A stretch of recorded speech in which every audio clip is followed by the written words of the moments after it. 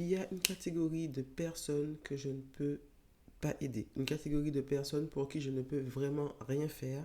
Alors plutôt que de te faire perdre ton temps, autant que je sois transparente et honnête et que je te dise clairement que je ne peux pas aider tout le monde, on en parle dans cette vidéo.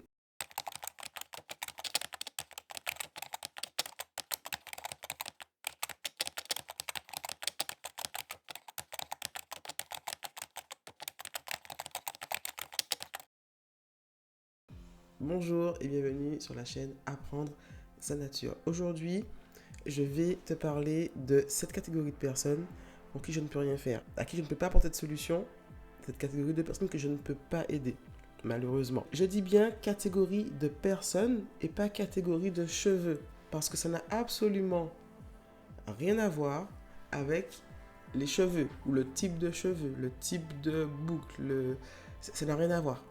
Ça n'a rien à voir avec la catégorie de cheveux, ça n'a rien à voir avec tout ça. Il s'agit véritablement d'un type de personne, d'un type de personnalité, ou plutôt d'un type de comportement, si on peut dire ça comme ça. Il s'agit des personnes qui se plaignent, qui sont dans la plainte. Alors oui, on peut se plaindre parce qu'on a une bonne raison de le faire, il n'y a pas de souci, hein, je ne me permets pas d'interdire quoi que ce soit à qui que ce soit. Pour autant, la catégorie de personnes que je ne peux pas aider sont celles qui sont en permanence dans la plainte. Pourquoi? On va commencer par regarder la définition de la plainte. Se plaindre, la définition de l'internaute.fr. Exprimer à voix haute une douleur, un mal-être, un ressentiment, un mécontentement dans le but de rechercher l'écoute de quelqu'un, ses conseils ou sa compassion. Alors, c'est très intéressant de lire ça parce que, oui, alors il y a le fait d'exprimer sa douleur, son mal-être, son ressentiment, son mécontentement, etc. Mais le but, dans le but de rechercher l'écoute de quelqu'un, ses conseils ou sa compassion. Alors, bien évidemment, en tant que coach capillaire, je suis amené, et c'est une part importante quand même de la chose, j'écoute les gens, bien sûr, je les écoute. Il faut que je les écoute quand même, ne serait-ce que pour savoir quel est leur problème et comment leur apporter des solutions. Donc clairement, l'écoute fait clairement partie de l'histoire. Donc loin de moi l'idée d'affirmer le contraire, clairement. Maintenant, lorsqu'on est dans la plainte en permanence, qu'est-ce qu'on cherche exactement? On cherche l'écoute, la compassion, les conseils, mais lorsque l'on est en train de se plaindre dans le but, assumé ou pas, d'être écouté, est-ce qu'on a réellement pour but d'apporter une solution à son problème? Parce que finalement, lorsqu'on obtient une solution à son problème, on n'a plus de problème et donc plus de raison de se plaindre et de chercher quelqu'un pour nous écouter. En fait, il y a des personnes comme ça qui vont simplement se plaindre pour être écoutées. Voilà.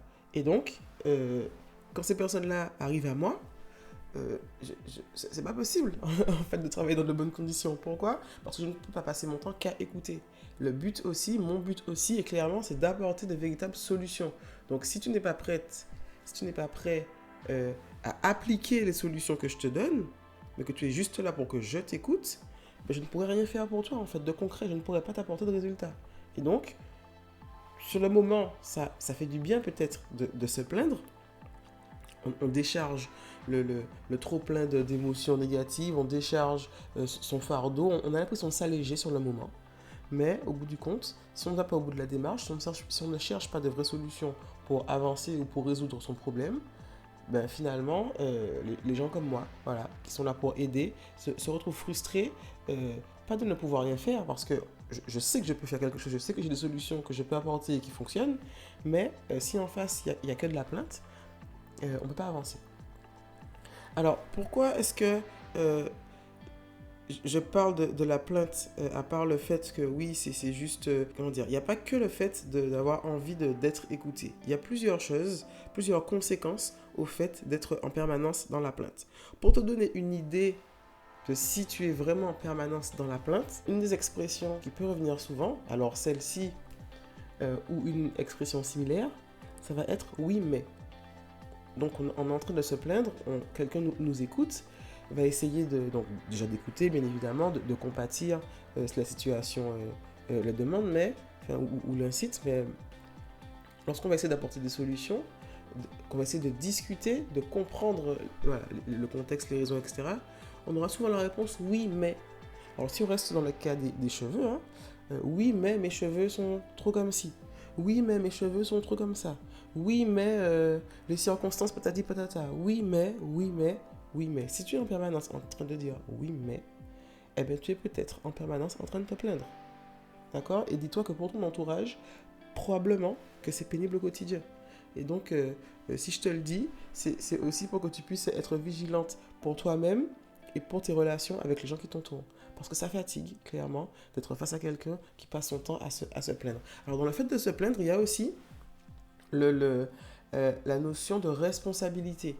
Se plaindre, c'est rejeter, souvent, peut-être pas systématiquement, je parle vraiment de la plainte permanente, etc. C'est rejeter souvent la responsabilité sur quelqu'un d'autre, sur quelque chose d'autre ou sur les circonstances. Je me plains, j'ai tel problème, ce n'est pas de ma faute, c'est de la faute d'un tel, c'est de la faute d'une telle, c'est de la faute de la météo, c'est de la faute des oiseaux, c'est de la faute de quelqu'un d'autre, quoi, en fait. Et donc, ça nous empêche, ou ça t'empêche, en tout cas la personne qui se plaint, ça l'empêche d'assumer ses responsabilités. Quelle est ta part de responsabilité dans ta situation, en fait, dans la situation dont tu es en train de te plaindre actuellement. Alors, bien évidemment, c'est vrai que j'essaie de refaire le pareil avec les cheveux systématiquement, mais ça ne se limite clairement pas qu'à ça. Le oui mais en permanence et puis le fait de rejeter la faute sur quelqu'un d'autre, ça peut ne rien avoir avec les cheveux. Ça peut s'appliquer à tous les domaines du quotidien, à tous les domaines de la vie. Donc, prendre le recul. D'ailleurs, justement, la plainte empêche également de prendre du recul sur la situation. Se plaindre, c'est aussi... Alors là, comme d'hab, je suis en train de défaire mes vanilles du soin. Et donc, je suis en train de partir un peu dans tous les sens, mais on va arriver au bout. Se plaindre, c'est aussi prendre le risque, finalement, de se renfermer sur soi. Je suis en train de me plaindre, je ne vois que moi. Et en fait, ça alimente son orgueil. Tout simplement. Ça peut être... ce que je dis là risque de ne pas plaire à tout le monde. Pour autant, c'est la vérité. Passer son temps à se plaindre, c'est alimenter son orgueil. Rejeter la faute sur les autres en permanence ou sur les circonstances, etc., c'est alimenter son orgueil. Parce que, bien évidemment, que si la faute ne relève pas de soi-même, mais de quelqu'un d'autre, ou de quelque chose d'autre, ou des circonstances, elle ne relève pas de nous parce que finalement, nous, on est bien, nous, on est parfait, nous, on n'a pas de soucis. C'est que les autres. Et donc, il faut faire attention à ne pas tomber dans ce piège-là, le piège de l'orgueil, se plaindre pour alimenter son orgueil, parce qu'en fin de compte, nous, on est bien, moi, je suis bien, et si j'ai tel problème, c'est parce que c'est la faute d'un tel ou d'une telle. Ok ? Et donc, je vous invite vraiment, mon but n'est absolument pas de juger, je ne juge personne là, je vous invite à être vigilant et vigilante sur votre façon de faire et de vous comporter au quotidien vis-à-vis de la plainte. Alors, j'ai souvent entendu dire que plaindre, ça fait du bien. Se plaindre, pardon, ça fait du bien. Sur le moment, oui, ça fait du bien. Comme je disais tout à l'heure, ça permet de décharger le trop-plein, l'excès de fatigue, de mécontentement. Pour ceux qui habitent dans des grandes villes, qui prennent les transports en commun le matin, qui sont serrés dans les transports, etc. En particulier en Ile-de-France, ça se voit souvent. Mais forcément, le matin, la première chose que tu vas faire en voyant tes collègues, c'est te plaindre du métro, du bus, du RER qui était bondé, voilà, etc. Oui, tu décharges ton trop-plein, ok ? Et a priori, de fait, c'est pas de ta faute. Mais il y a quand même une différence entre se plaindre de ça, qui est voilà, un état de fait, une réalité, et de passer sa journée à se plaindre et à pouffer dans son coin parce qu'un tel ceci, un tel cela, parce que, etc., etc. Peut-être qu'il y a des choses que tu peux faire à ton niveau pour que les choses se passent mieux avec un tel ou une telle circonstance, en fait. Et donc, se plaindre, ça alimente l'orgueil, se plaindre tout le temps en permanence, ça alimente l'orgueil et ça nous fait nous renfermer sur nous-mêmes, persuadés que nous sommes meilleurs que les autres. Et il faut faire vraiment, vraiment, vraiment attention à ça. Et la raison pour laquelle je dis que je ne peux pas aider les personnes qui sont dans la plainte, c'est parce qu'en étant dans la plainte, on n'est pas disposé à entendre. On n'est pas disposé à écouter. Je parle vraiment des cas de plaintes récurrents. Évidemment, on peut se plaindre au quotidien de plein de choses, Mais ensuite, il faut réussir à prendre du recul.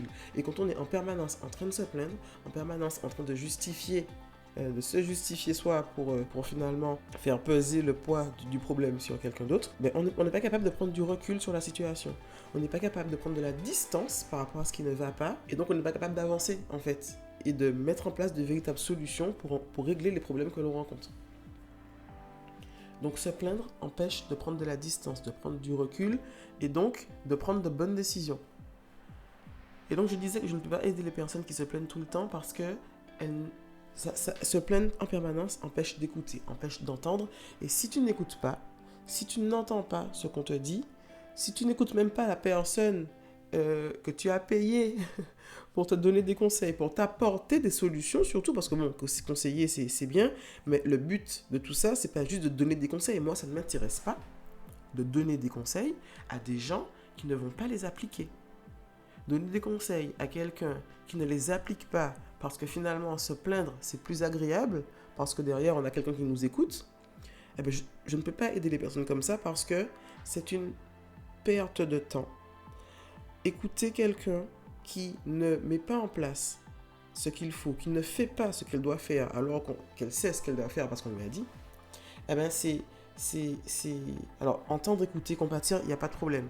Mais passer mon temps à faire ça et me rendre compte que la personne qui est en face de moi ne fait pas ce qu'il faut pour avoir des résultats, ne fait pas ce qu'il faut pour avancer alors que je lui donne toutes les clés, que j'ai vraiment mis à disposition tout et que je me suis assuré que ça fonctionne et que je suis là en fait au quotidien, que ce soit par message, dans notre groupe privé Facebook, que ce soit en séance de coaching pendant 1 heure chaque semaine, etc. Si de semaine en semaine les choses n'avancent pas parce que tu es en permanence dans la plainte, eh bien ça devient très clairement pour moi quelque chose de frustrant, une situation frustrante. Et je n'ai absolument aucun intérêt de démarrer une séance de coaching ou même avant une séance de coaching, de ne pas avoir envie d'y aller parce qu'il y a une telle qui ne va faire que se plaindre, qui risque de plomber l'ambiance de toute la séance de coaching parce qu'il y a d'autres personnes qui sont présentes, qui elles ont envie d'avancer, qui elles ont envie d'avoir des résultats, qui elles ont compris que la plainte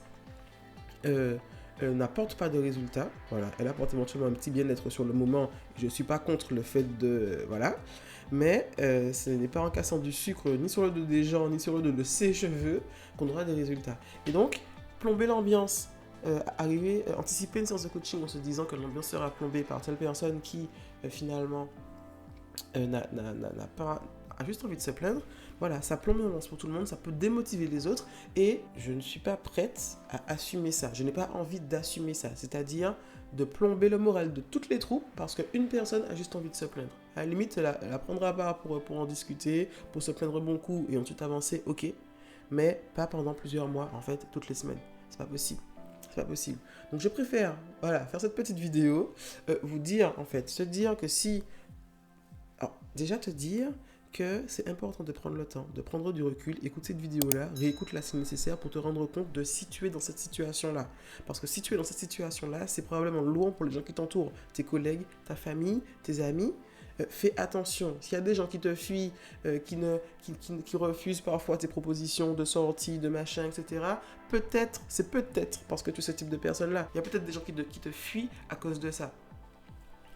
Et donc, c'est important d'analyser son comportement pour ne serait-ce qu'avoir des relations saines avec les gens. Comme je le disais, voilà, je dis que je ne peux pas aider ce type de personnes-là, pas parce que je n'ai pas de solution, pas parce que ça ne fonctionnerait pas ou que les résultats ne seraient pas au rendez-vous, mais parce que c'est contre-productif pour moi-même. Ça ne m'intéresse pas d'arriver, de travailler en me disant que je n'ai pas envie parce que ça va être fatigant pour moi.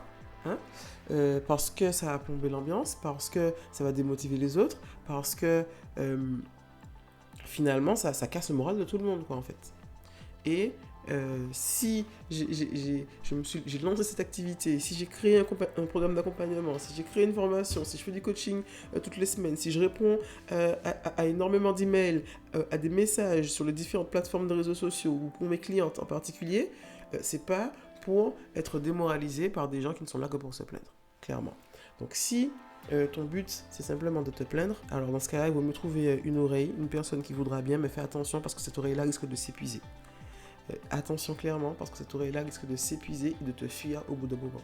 Donc se plaindre, ok, mais pas en permanence. Au bout d'un moment, il faut être capable de se dire, est-ce que je veux vraiment une solution ou est-ce que je veux seulement qu'on m'écoute? Et dans ce cas-là, sois clair avec les gens, je veux juste que tu m'écoutes. 2 minutes, 10 minutes, j'ai besoin de me plaindre. Mais après, au moins, sois prête à prendre du recul, à y réfléchir toi-même ou à entendre ce que les autres ont à te dire aussi. Parce que parler c'est bien, mais écouter, ça peut être encore mieux, clairement. Voilà, j'ai terminé de défermer les vanilles de mon soin. Hop, comme d'habitude, j'ai sûrement oublié des mèches à droite à gauche qui seront encore bien collées entre elles là, bien au chaud, que je vais débusquer au fil des jours, au fil de la semaine peut-être. C'est pas quelque chose qui me stresse, donc ça viendra au fur et à mesure. Et comme je te le dis souvent, j'aime bien les voir. Ah ben voilà, ah ben voilà, clairement. Là c'est carrément une vanille entière. Ah non, une branche de vanille. Donc on y est clairement. Parfois ça m'arrive de voir ça au bout de plusieurs jours, de semaines, tranquille quoi. Comme si de rien n'était. Comme je disais, voilà, j'aime bien voir l'évolution de la longueur au fil de la semaine, donc ça ne me dérange pas que ce soit court au début. Et puis, pour être complètement transparente, c'est aussi moins d'efforts et beaucoup moins de temps passé sur mes cheveux pour un résultat comme celui-ci qui je sais va évoluer au fil de la semaine plutôt que de vouloir avoir toute la longueur dès le départ. Donc, accepter que ça bouge, que ça évolue dans la semaine, moi, ça me plaît. Tu me diras si toi, ça te plaît aussi ou pas. Je souhaite de passer une bonne journée, une bonne après-midi, une bonne soirée en fonction du moment où tu verras cette vidéo. Et je te dis à bientôt dans une prochaine vidéo. Ciao. Tu me diras si ça s'est beaucoup entendu. Je suis enrhumée. Encore là tout de suite. Ça va, j'arrive à peu près à respirer. Mais j'étais KO ce matin, hier, ce week-end, c'était compliqué. Enfin bref, dis-moi si ça s'entend sur la vidéo, si c'est gênant ou pas. J'espère que ma journée continuera comme là je me sens tout de suite parce que vraiment là encore c'est gérable, c'est gérable.